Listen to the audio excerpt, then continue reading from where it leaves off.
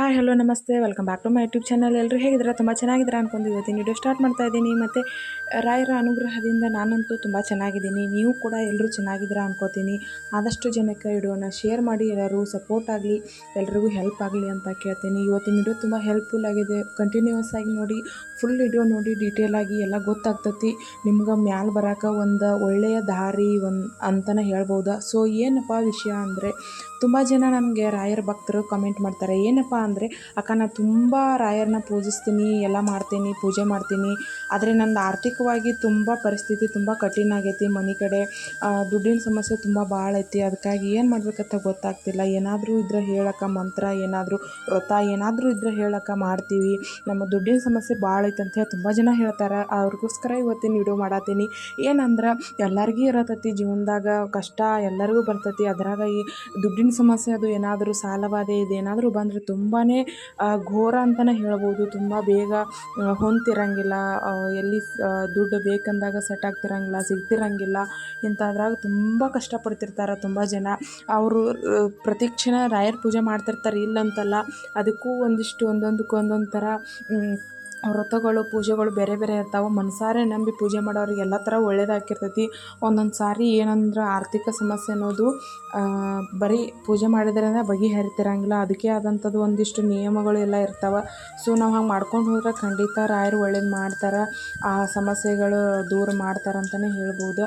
So ಇವತ್ತಿನ ವಿಡಿಯೋದಲ್ಲಿ ನಾನು ಅದಕ್ಕೆ ಆದಂಥ ಒಂದು ಮಂತ್ರ ಐತಿ. ನೀವು ಆ ಮಂತ್ರನ ಓದೋದ್ರಿಂದ ಒಂದಿಷ್ಟು ಆರ್ಥಿಕ ಸ್ಥಿತಿಯಿಂದ ಮ್ಯಾಲೆ ಬರ್ಬೋದು. ತುಂಬ ಯಾರಿಗೆ ದುಡ್ಡಿನ ಸಮಸ್ಯೆ ಐತೆ ಅನ್ನೋರು ಈ ಮಂತ್ರನ ಓದಬೇಕು. ಏನಿಲ್ಲ, ಅಕ್ಷರ ಮಾಲಿಕ ಸ್ತೋತ್ರ ಅಂಥೇಳಿ ಒಂದು ಬರ್ತೈತಿ ರಾಯರ್ದಾಗ, ಗೊತ್ತಿರ್ಬೋದು. ಅದು ಓದಿದ್ರೆ ನಿಮಗೆ ಇಷ್ಟು ಒಳ್ಳೇದಾಗತ್ತೆ ಅಂದ್ರೆ ನಿಜವಾಗ್ಲೂ ನಿಮ್ಗೆ ಊಹೆ ಮಾಡ್ಕೊಳಕ್ಕೂ ಸಾಧ್ಯ ಇಲ್ಲ. ಹಂಗೆ ಆದ್ರೆ ತುಂಬ ಫುಲ್ ಎಲ್ಲ ನಿಮ್ಗೆ ಏನಂದ್ರೆ, ಹಳೆಗನ್ನಡಗಳ ಒತ್ತಕ್ಷರ ಎಲ್ಲ ಓದಕ್ಕೆ ಬರಂಗಿಲ್ಲ ಅನ್ನೋರು ಏನೈತಿಲ್ಲ, ಪ್ರತಿದಿನ ಸಾಂಗ್ ಹಾಕೊಂಡ ಕೇಳುತ್ತ ಬರ್ರಿ. ಆಮೇಲೆ ಪೂರ್ತಿ ನಮಗೆ ಆಗಂಗೆ ಇಲ್ಲ ಅನ್ನೋರಿಗೆ ಶಾರ್ಟಾಗಿ ಈ ದುಡ್ಡಿನ ಸಮಸ್ಯೆ ಅಷ್ಟೇ ಪರಿಹಾರ ಆಗ್ಲಾಕ ಒಂದು ಮಂತ್ರ ಐತಿ, ಅದನ್ನಷ್ಟೇ ನಿಮ್ಗೆ ತಿಳಿಸ್ಕೊಡ್ತಾನಂತ. ಫುಲ್ ವಿಡಿಯೋ ನೋಡ್ರಿ, ಗೊತ್ತಾಗ್ತೈತಿ.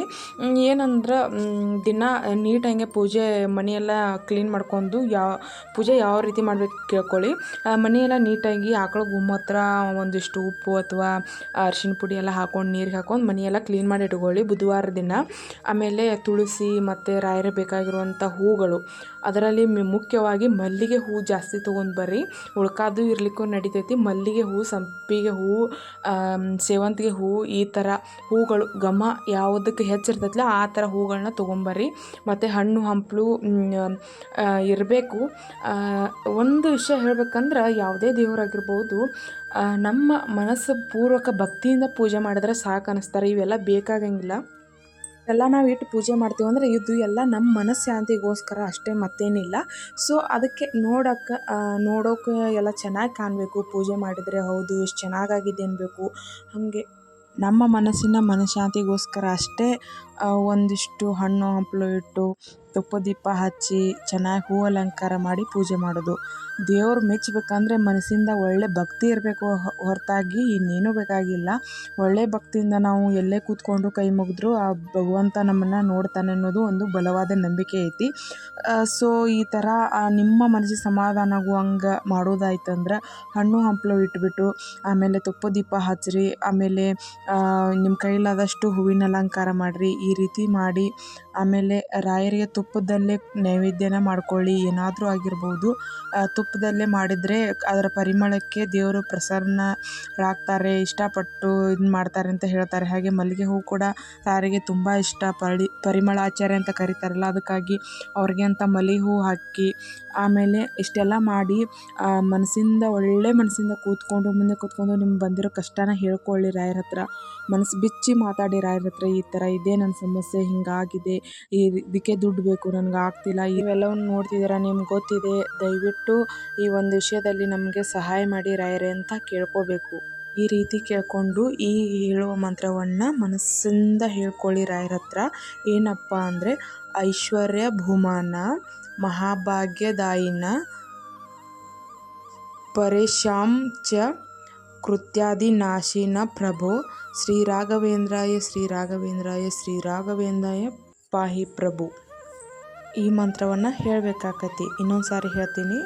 ಐಶ್ವರ್ಯ ಬಹುಮಾನ ಮಹಾಭಾಗ್ಯದಾಯಿನ ಪರೇಶಾಂಚ ಕೃತ್ಯಾದಿ ನಾಶಿನ ಪ್ರಭೋ ಶ್ರೀ ರಾಘವೇಂದ್ರಾಯ ಶ್ರೀ ರಾಘವೇಂದ್ರಾಯ ಶ್ರೀ ರಾಘವೇಂದ್ರಾಯ ಪಾಯಿ ಪ್ರಭು ಅಂಥೇಳಿ ಈ ಮಂತ್ರವನ್ನು 21 ಬಾರಿ ನೀವು ಮನಸ್ಸಿಂದ ಹೇಳಬೇಕಾಕತಿ. ರಾಯರ ಮುಂದೆ ಕೂತ ಜಪ ಮಾಡಬೇಕು. ಈ ಮಂತ್ರನ ಹೇಳಿ ಚೆನ್ನಾಗಿ ಪೂಜೆ ಮಾಡಿ ಎಲ್ಲವನ್ನು ಪ್ರಸಾದವನ್ನು ಸ್ವೀಕರಿಸಿ ರಾಯರೇ ಅಂತ ಹೇಳಿಕೊಂಡು ನನ್ನ ಕಷ್ಟನ ಪರಿಹಾರ ಮಾಡಿ ಅಂತ ಹೇಳಿಕೊಂಡು ತುಂಬ ಅವತ್ತಿನ ದಿನ ದಾನ ಧರ್ಮ ಮಾಡೋದಾಗಿರ್ಬೋದು, ಮತ್ತು ಮಂದಿಗೆ ಸಹಾಯ ಮಾಡೋದು ಈ ರೀತಿ ಮಾಡ್ಕೊಂಬಂದ್ರೆ ಖಂಡಿತ ರಾಯರು ಒಳ್ಳೇದು ಮಾಡ್ತಾರೆ ಅನ್ನೋದು ನಂಬಿಕೆ.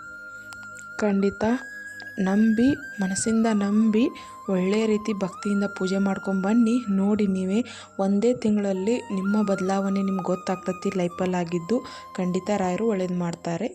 ಅದಾದ ಬಳಿಕ ನೀವು ನಂಗೆ ಕಮೆಂಟ್ ಮಾಡಿ ಹೇಳ್ತೀರಿ. ಅದಕ್ಕೆ ಮೊದಲು ಶೇರ್ ಮಾಡಿ, ಹಾಗೆ ಸಪೋರ್ಟ್ ಮಾಡಿ. ಶ್ರೀ ರಾಘವೇಂದ್ರಾಯ ನಮಃ ಅಂತ ಕಮೆಂಟ್ ಮಾಡಿ, ಭಕ್ತಿಯಿಂದ ಪೂಜೆ ಮಾಡಿ. ಒಳ್ಳೆಯದಾಗಲಿ ಎಲ್ಲರಿಗೂ. ಆದಷ್ಟು ಜನಕ್ಕೆ ಶೇರ್ ಮಾಡಿ. Thank you so much. ಯಾರ್ಯಾರು ನೋಡಿರಿ ಎಲ್ಲರಿಗೂ ರಾಯರು ಒಳ್ಳೇದು ಮಾಡಲಿ.